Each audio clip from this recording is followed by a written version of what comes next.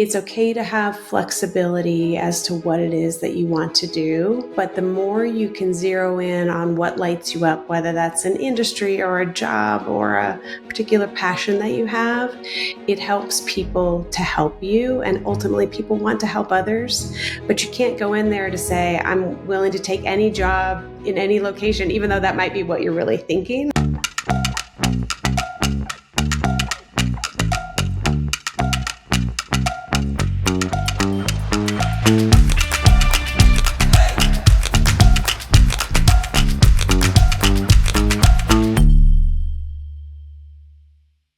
Welcome to this week's As Unexpected podcast, when we talk to C-suite executives, entrepreneurs, and philanthropists about how they lead into the future when the future generally goes as unexpected. I'm Scott Marshall, your host, and my own professional experience has made me a believer that it's not how you show up when all goes as planned, but it is how you show up when things go as unplanned. Given all of their experiences, each of our guests has become very attuned to the fact that the future is not to be predicted. My hope is that this podcast can help all of you become better leaders by building the core leadership capabilities for leading in an uncertain world. Welcome, everybody, to the As Unexpected podcast. I have Jill Montera here with me today, and Jill has this great career path. And as she said, it's difficult to understand maybe looking back, but really for her, it all made sense moving through it. And I just think there's terrific lessons for all of us as we move through our professional life, that it's not a straight path. And there's a lot of unexpected turns, which goes to the theme of the podcast, of course. Jill, thanks for joining me today. Absolutely, Scott. Happy to be here. Yeah, Jill, if you don't mind providing some background on yourself and Sure. give an exploration of exactly what this winding path of a career has been. Absolutely.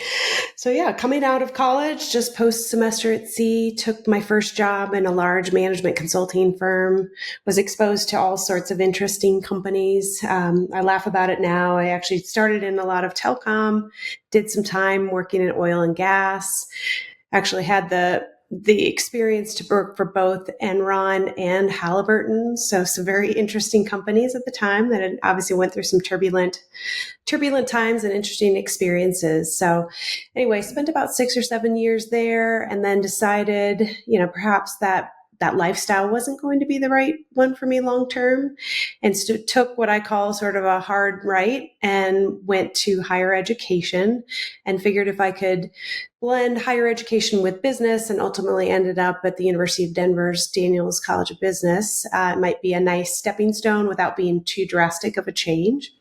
And did that for, again, about 6 or 7 years.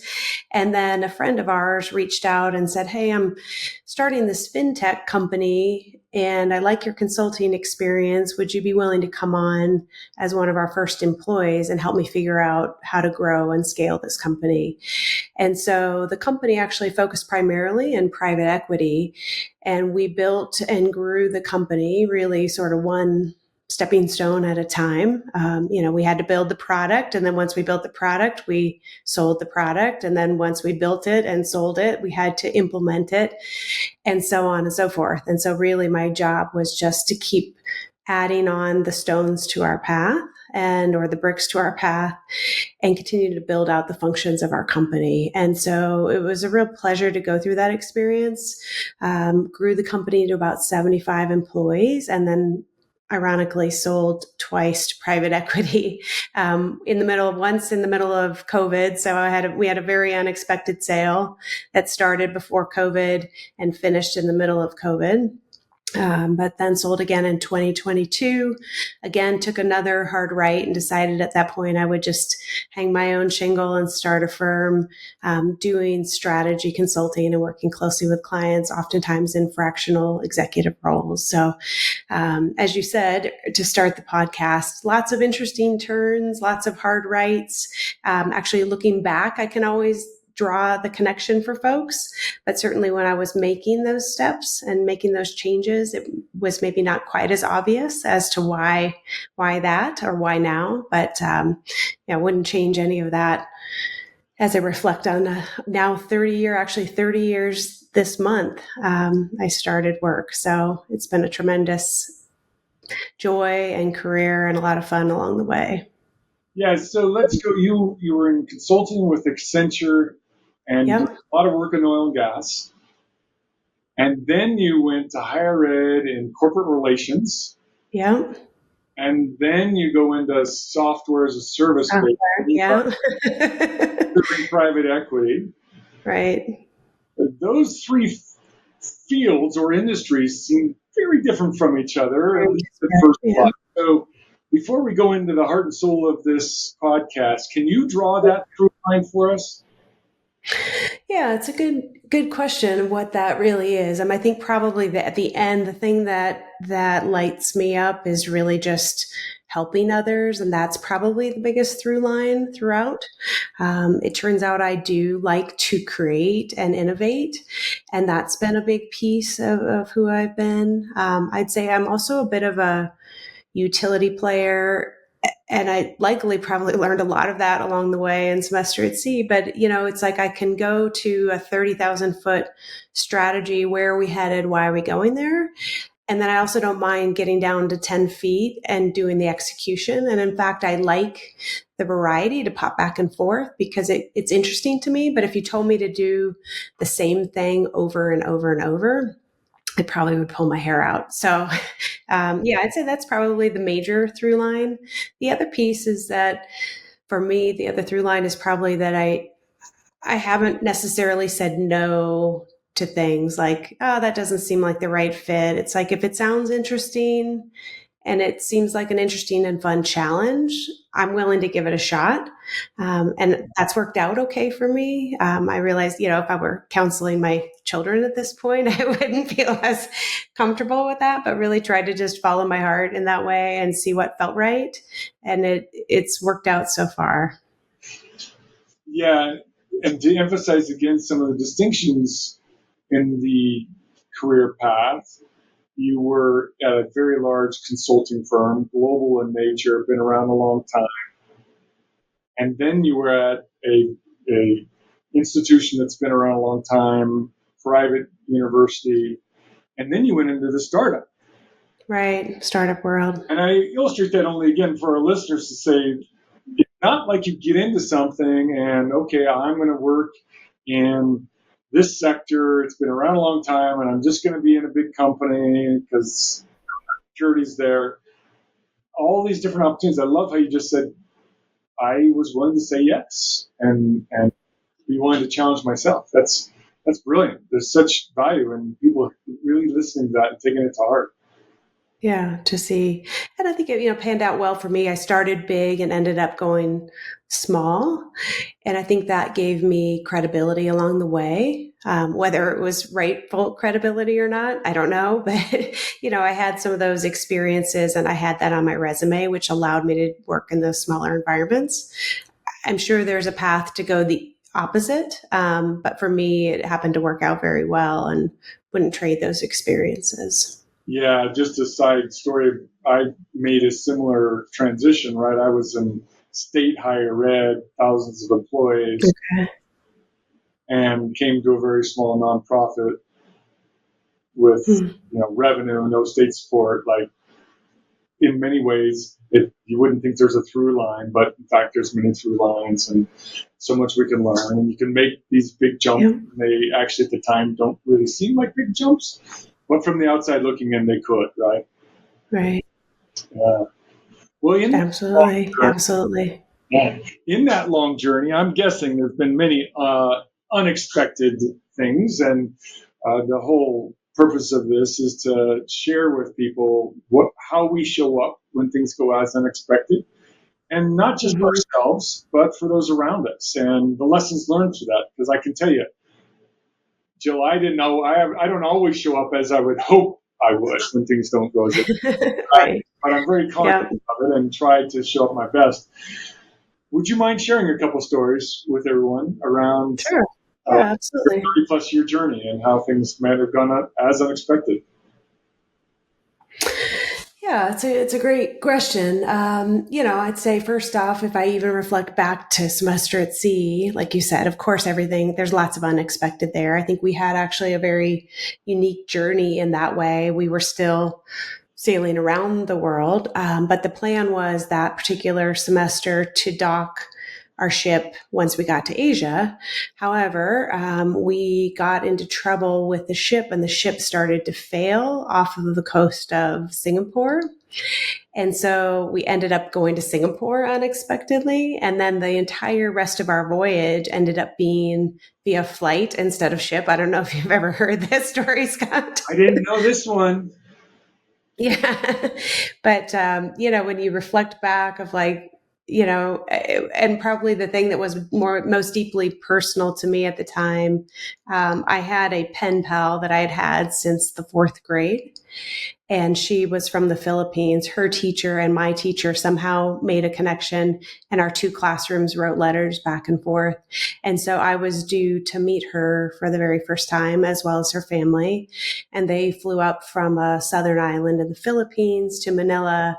And of course, our boat never arrived. And of course, without email or mobile phones and the like, it was very difficult for me to get communication to my parents and then for my parents to call her family. So yeah, very much unexpected. The good ending to that story is that we did travel down. My husband and I went a couple of years after Semester at Sea to finally meet her. So we made up for how that went. But, I think, lots of unexpected. When I was at Accenture, that was 9/11. And so obviously that was very much an unexpected. Our entire business turned over. And one day, 40% of our team in Denver were done. We woke up that morning, got a message, and that was the end. We were all laid off based on the massive turmoil. So that certainly, didn't go quite as expected. I think as yeah, go ahead. Were you retained at that time? No, at the time I was not staffed on a project. And so I was one of the folks that got let go. But again, using that opportunity as a chance to figure out what was next and use that as a launch pad. Again, at the time I thought it wasn't a great experience, but looking back, perhaps that was exactly what was meant to be at that time. And for that to be as unexpected, obviously not expecting or hoping for that for anyone in the United States or, our country or the world at large. But I was able to use that change to the positive. I'd say as unexpected, for me, as from a leadership perspective, when things do go sideways or maybe more unexpected from a values perspective, and I know we'll talk about that a little bit later, I do typically find for myself that's a pretty strong deal breaker. And so when it doesn't go as expected or I lose that trust, at that point, I'm pretty firm and true to my values. And I think those have been times when I've had to do something unexpected because the situation no longer serves me, or maybe I'm no longer serving the business. So that's a little bit more abstract, I realize, but yeah, I could tell lots of stories along the way. Yeah, Jill, that actually is one that I think, if you're willing, we obviously keep names out of it, but I think something really important in what you're saying. If I could just interpret some of it, but you could clarify. We're working with team members, direct reports. We're working with external stakeholders, clients, suppliers, and so forth. And we're basing all of those relationships on integrity and trust. And some of them are like personal relationships that we've had for some time, and something doesn't match in terms of values, how people are showing up. Perhaps some of the hardest things we have to deal with, right? Mm-hmm. So again, there's good reason to not name names here, but I am curious if you could give us a bit more clarity on how this showed up for you and how you had to work through it yourself. Just because it's a little easy to say, well, my values weren't in line, and so I had to. Sure. But really, how did this unfold for you, and how did you work through it?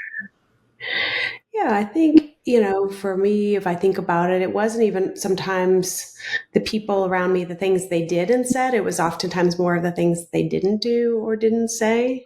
And, I think early on, I didn't really know what that meant to be a good leader or to work for a good leader. but there were a few situations that I can recall where it just didn't feel right. And for me, I do typically feel things before I see things, and I take a bit of time to process that, but I could sense something was not quite right. And for me, I'd say the relationships, because I value relationships so much. When I was sensing somebody maybe wasn't valuing that relationship, I think that was a good time to pivot. I'd say also just with the startup world and working in private equity, it's a pretty male dominated, wealthy, white environment. And so I saw some things along the way there, just in working with our clients or working with even, the buyers, where it just made me stop and reflect to say, who do I want to be and what legacy do I want to leave behind and what does that look like? And am I acting in a way, or am I in a situation that acts in a way that feels true to who I am? And so, like I said, a few times along the way, I had to make changes just because I did feel like things got out of integrity. And, I don't know if I was born with that or if I developed those, skills and things along the way. I probably would say I was born that way, probably more than likely. But obviously, through lived experiences, it becomes a little clearer as to how you would respond in that way. So I don't know if that helps or gives you a better indication. This episode of As Unexpected is sponsored in part by Semester at Sea, a study abroad program for college students and adults on career breaks, sabbaticals, or retired, interested in learning and exploring the world together. Learn more about the Lifelong Learner program at www.semesteratSea.org. It does, and I kind of oftentimes think it's both. We're born with them. Probably true. Yeah. And one of the things I really love about what you said is the legacies in the relationships. Mm-hmm. It's sort of like when I'm done. Right. Whatever that looks like. Yeah. Yeah, whatever that is, when I'm done, what I've left behind are a series of relationships. That's how Mm-hmm. that's how I generally think about Yeah. it. And Yeah. That's a really good point. articulated that well. Like, you've had this long career, different sectors, different roles, obviously, Yeah.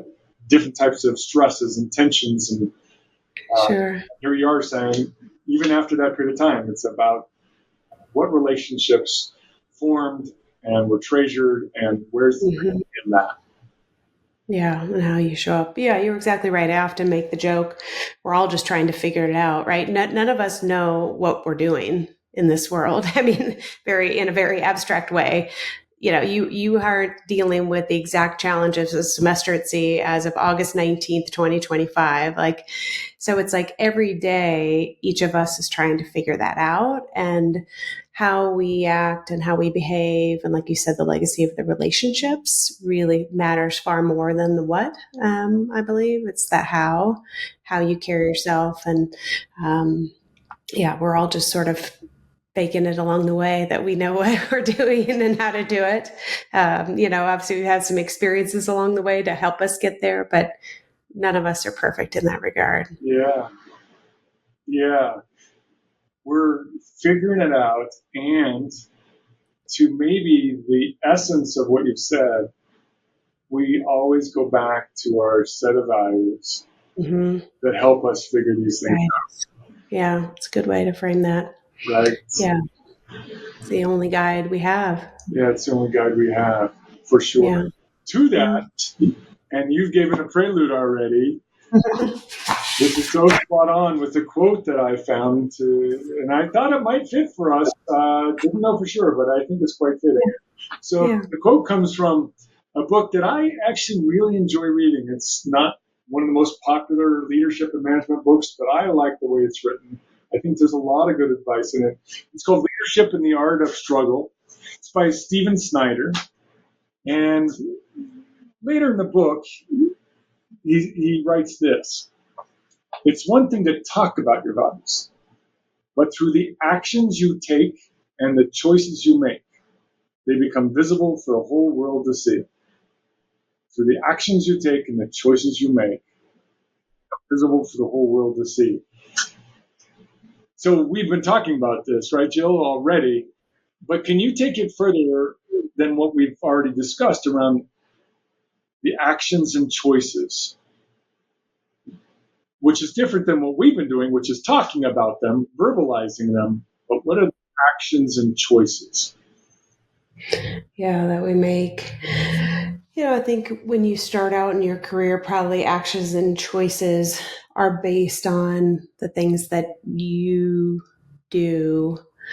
I think as you grow in the level of responsibility that you have within a business, it's oftentimes the actions and choices we have to make based on what other people are doing. So, and oftentimes I say, and we're in this situation even today, this is something I deal with in the role that I'm in right now. Sometimes as leaders, how I respond matters. But what's even more visible at times is what I may not do in certain situations. That is almost more noticed than what I actually do. And so I think with our actions and choices, it all matters. If I could, summarize, it absolutely matters about how we show up. Certainly the very overt or obvious things about how we show up, but then also the things that we may choose not to do or not to say in meetings or with teams or with issues that we're dealing with in an organization. Those can be almost more important than the really basic responses.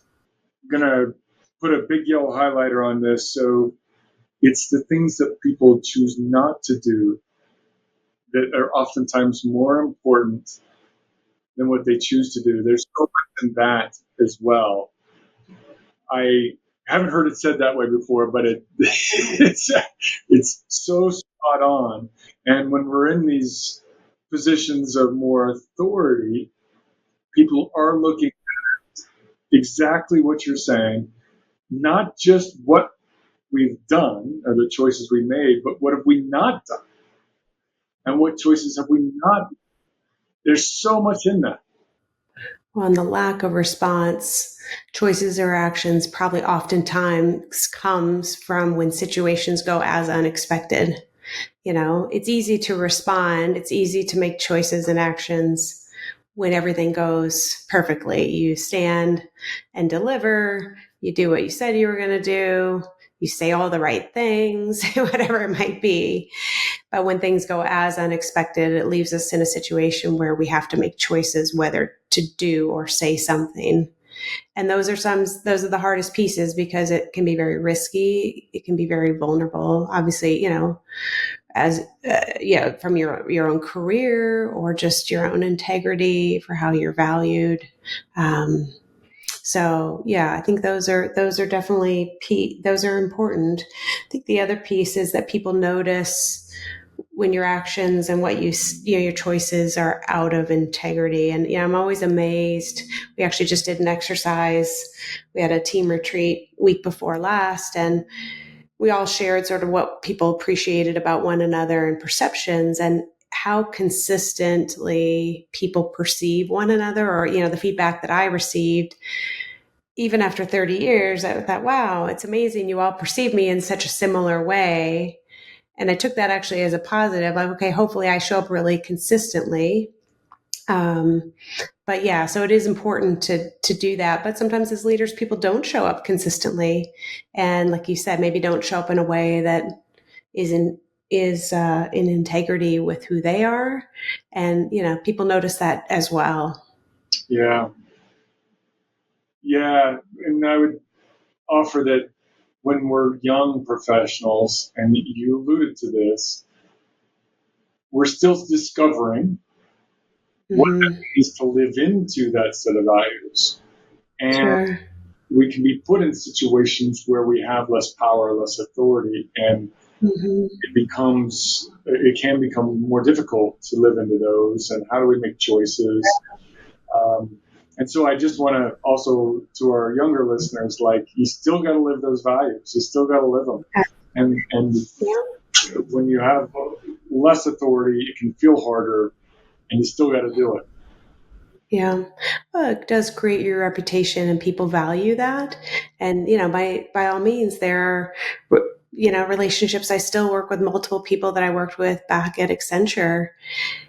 And it's really because of the way we conducted ourselves, even though that was 30 years ago. So it all does matter. How you respond and how you show up 100% does matter. Obviously, we can hopefully all evolve over time, but stay true to that. And I think it will always serve you, serve me, serve us all well. Yeah, that's brilliant. Thank you so much for addressing that even further. I think there's just so much in here.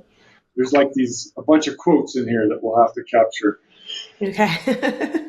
So Good. we're at about time, and I would love to finish with, if you pick the part of a professional journey someone's on and provide that person advice. So they could be just graduating from college. They could be, in their late 20s. They could be mid-career. Or they could be, of my generation where we may have 10 years left in our career, right? Sure. If you could provide advice, just pick that portion of a career first and then give some advice. Yeah, actually, it feels very. I have our oldest son just graduated from college, so I feel like we did a little bit of this. But a couple pieces of advice I shared with him, and I certainly would share with the folks coming out of school. One is certainly with the increase in AI, the whole world may be as unexpected. We have no idea what this will look like, so they will have to remain nimble and flexible with a growth mindset, because who knows what all of our careers in life will look like. But the other piece that I really reinforced to him is, networking, which obviously has been true for all of us throughout. But really, the reason my career has ebbed and flowed as it has is all because of the network and the relationships that I built, and being very intentional about those. Not only when you gather with people, how you prepare, how you listen, how you engage, how you keep in touch with people. It really does matter. And at the time, I think the number of networking conversations that you leave and you think, well, that's not really going to go anywhere, or we didn't make a connection. So that's that. You never know. And so the importance of really leaning into those relationships that will matter over time. So I think I would definitely advise and encourage that. The other piece, that I gave to my son and other kids that I've met with is, it's okay to have flexibility as to what it is that you want to do. But the more you can zero in on what lights you up, whether that's an industry or a job or a particular passion that you have, it helps people to help you. And ultimately, people want to help others.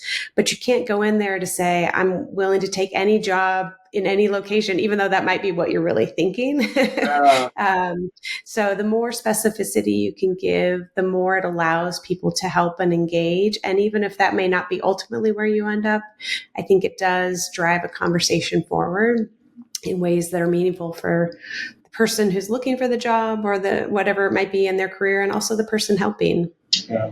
I wish I was 20 years old listening to this advice. That's only because I've learned that probably the hard way, but right. Yeah. It's almost as if we talked beforehand, because I always talk about reputation, network, and skills. Yeah. That, there's 20s. You're building your reputation, you're building a network, and you're continually updating your skills in different ways. Sure. And then, to your point, particularly when you're starting out, where are you going to start? It's not where you're going to finish, but where are you going to start? Identify that with some purpose and passion. I love it. Sure. Yeah. And I think as long as, what's on the outside, did I ever think I was going to be a management consultant or a fintech, SaaS software expert? No.